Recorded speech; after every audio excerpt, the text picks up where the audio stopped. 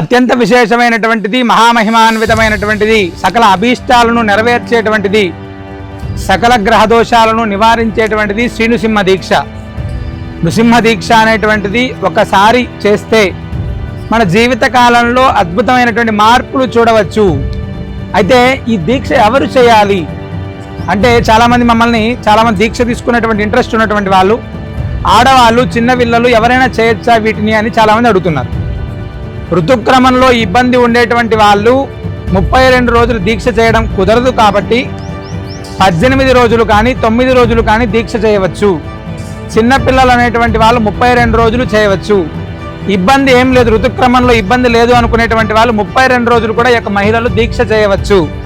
అవకాశం ఉన్నటువంటి ప్రతి ఒక్కరూ కూడా ఆ నెలసరి సమయాలను చూసుకొని ఈ యొక్క దీక్షాధారణ అనేటువంటిది చేసుకోవడం చాలా విశేషం. అశ్వమేధాది శతక్రతు యాగములతో సమానమైనటువంటిది శ్రీ నృసింహ దీక్ష. ఈ నృసింహ దీక్షను ఆచరిస్తే సకల శుభాలు కలుగుతాయి.